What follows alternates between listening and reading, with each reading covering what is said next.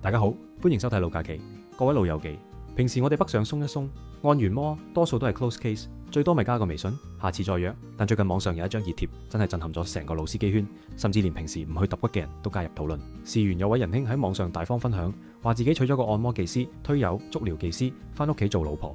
佢話呢位技師老婆唔單止身材、面容姣好，仲非常識做。最令網民眼紅嘅係結婚嗰陣，對方竟然無要求天價彩禮，仲話隨便意思俾個8888蚊就得，係位仁兄自己覺得過意唔去，最後先俾咗88000。你以為咁就完？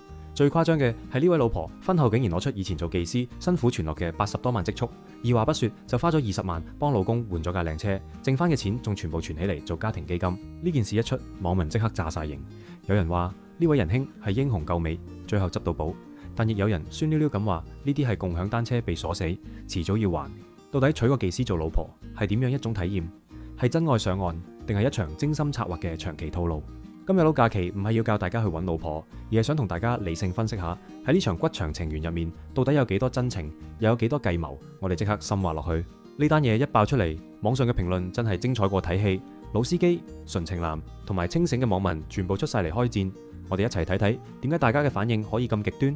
一、撐場派，生活係自己嘅，情緒價值先係真。呢一派嘅網民多數係現實主義者，佢哋覺得呢位仁兄簡直係贏家，上岸誠意爆燈。網友覺得呢位技師老婆非常厚道，唔要彩禮，仲肯拎出80多萬積蓄出嚟支持家庭。呢種逆向供養喺而家呢個物慾橫流嘅社會，簡直係奇蹟。情緒價值拉滿。男主角提到老婆性格好，好少鬧公主脾氣，而且對生活要求唔高。對於好多男人嚟講，返到屋企有個溫柔體貼，唔會日嘈夜嘈，仲識幫手按摩放鬆嘅另一半，已經係最高境界。坦誠相對，老婆直認以前做過大活並坦白次數。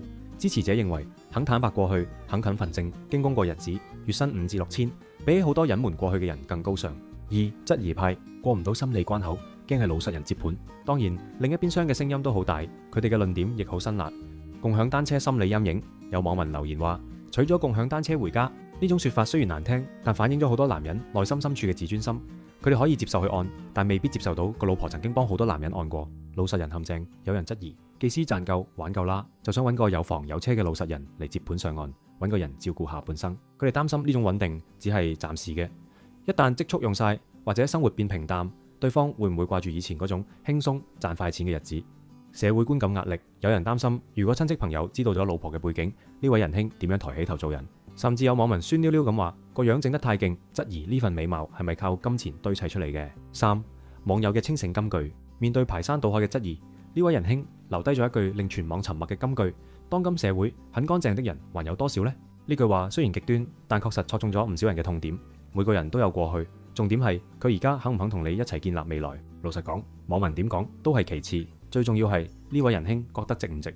佢得到咗20萬嘅車，得到咗一個溫柔嘅老婆，亦都得到咗無人能及嘅情緒價值。但係香港老友記，如果想學人咁樣執到寶，就要注意下一段我哋要講嘅嘢，到底真愛上岸同沉船套路之間嗰條界線喺邊度？唔好諗住每個人都係救世主，一唔小心你可能真係變咗人哋眼中嗰個會行會走嘅 ATM。正式開始之前，先嚟個廣告時間。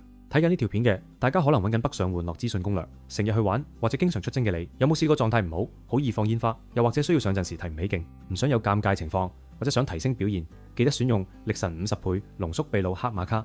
力神品牌係香港男士保健品專家，呢一款係市場濃縮度最 top。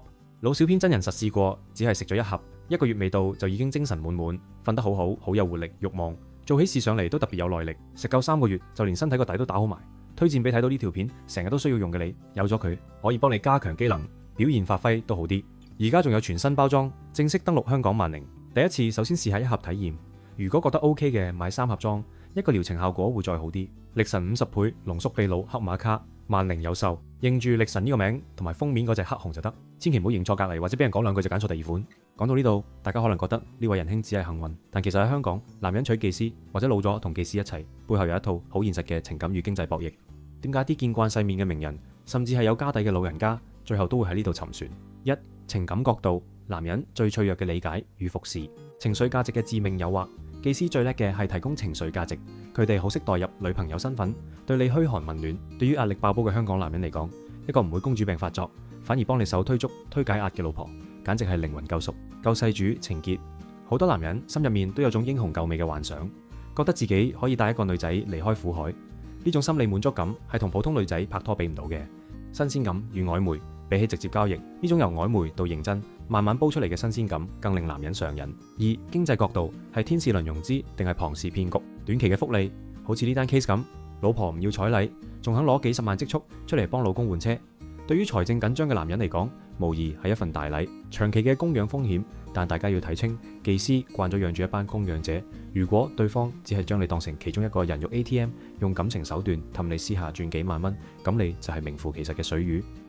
名人嘅前車之鑑，歷史上有唔少名人老咗同技師一齊，開始嗰陣如膠似漆，但網友都話好多時候呢啲感情係建立喺金錢之上，一旦男人無錢或者病咗，對方好快就會 close case 閃人。3. 真實案例嘅啟示，當你想遇上現實，呢位仁兄娶嘅老婆婚後揾咗份月薪5000幾嘅正經工，生活變得平淡簡約，呢點其實好關鍵。好多技師上岸失敗係因為習慣咗以前一日賺幾千蚊嘅日子，翻唔到轉頭。所以呢場博弈嘅勝負唔係睇彩禮俾幾多，係睇對方係咪真心想轉型做賢妻良母。老實講，香港男人最怕嘅唔係個女仔以前做過咩，而係怕自己傾盡所有之後換嚟嘅只係一場演技。如果你真係想學呢位仁兄，咁娶個技師回家，你首先要問下自己，你有無佢呢份大愛，同埋你有無價20萬嘅車可以俾佢換翻嚟？講到名人同技師或者同後生女嘅情緣，大家最先諗到嘅一定係近年話題不斷嘅李龍基。李龍基係深情大爺定係提款機？7套房產嘅代價。基哥當年為咗細佢36年嘅 Chris， 據傳將深圳7套房產全部轉名俾對方，呢種孤注一擲嘅愛震撼咗唔少老友記。上岸後嘅變數，但結果呢 Chris 因為偽造文書如期居留入獄。基哥雖然依然風雨同路，每日去探監，展現咗極大嘅包容，但網民睇到嘅係一個男人傾盡家財去供養一個謎一樣嘅女人，最後換嚟嘅係無盡嘅官司同埋社會嘅嘲笑。呢種愛對於普通人嚟講，代價真係太大。堅尼地城密室太太命案，救護員的百萬殺妻局。呢單案唔係普通嘅北上尋歡引狼入室，而係一場精心佈局嘅殺妻謀財案。背景與誘因，主角阿成係一名救護員，佢同初戀妻子結婚18載，本來有個幸福家庭。奈何2002年阿成北上深圳按摩時，識咗當時20多歲嘅按摩女郎，一次性交易之後就中咗魔感，仲寫信同技師講對你嘅愛已喺初戀情人之上。致命陷阱，為咗滿足技師嘅物質需求，阿成竟然諗到用害妻騙保險嘅方法狠手行兇，最終事主阿成被判終身監禁。睇完呢單救護員殺妻案，大家有無覺得心入面涼咗一截？阿成當年為咗個按摩女，連初戀老婆，連親生仔女嘅幸福都賠埋上去。老假期最後警示：北上按摩尋找情緒價值本身冇問題，但如果你開始將按摩房嘅甜言蜜語當成人生唯一，甚至為咗個按摩女去傷害身邊嘅家人，去犯法謀財，最後嘅結果往往就係阿成咁喺監獄度過餘生，或者好似基哥咁，每日要為一個身份存疑嘅人奔波。娶技師翻屋企可能係執到寶，但如果遇上好似世英呢類誘發人性最惡一面嘅人，你帶翻屋企嘅唔係老婆，係一個致命嘅炸彈。講咗咁多，由水匯難民營到衛生中招疑雲，再到月花11萬沉船，甚至係娶技師翻屋企，其實北上消費呢個大趨勢係冇得擋嘅。關鍵係你點樣玩得聰明，玩得體面，最緊要係玩得安全。最後，老假期總結咗幾條金律俾大家，想北上鬆一鬆，又唔想一身蟻。記住以下呢幾點： 1. 心理安全，分清買賣與真愛。情緒係商品，記住技師嘅溫柔、關心，甚至係佢叫你個聲老公，全部都係包含喺鐘錢入面嘅情緒價值。唔好沉船，你可以享受嗰90分鐘嘅戀愛感覺，但出咗房門就要識得醒，月花11萬或者將7套房轉名，呢啲係自殺式玩牌，普通老友記千祈唔好學。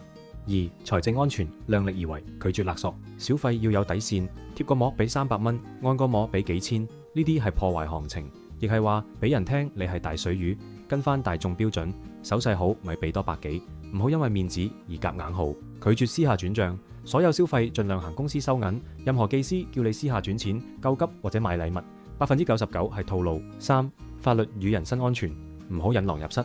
保持距離，正如堅尼地城命案嘅教訓，唔好輕易帶陌生人翻屋企，更加唔好隨便交出財政大權，自負盈虧。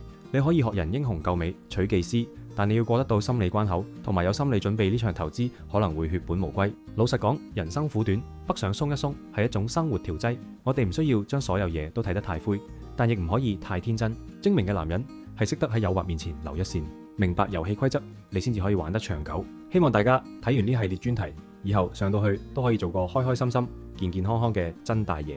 如果你覺得呢幾集內容幫到你，或者想睇我哋實測更多深圳嘅熱點，記得 like、訂閱同埋分享俾你嗰啲成日沉船嘅朋友睇。我係老假期，祝大家北上愉快，我哋下集再見，拜拜。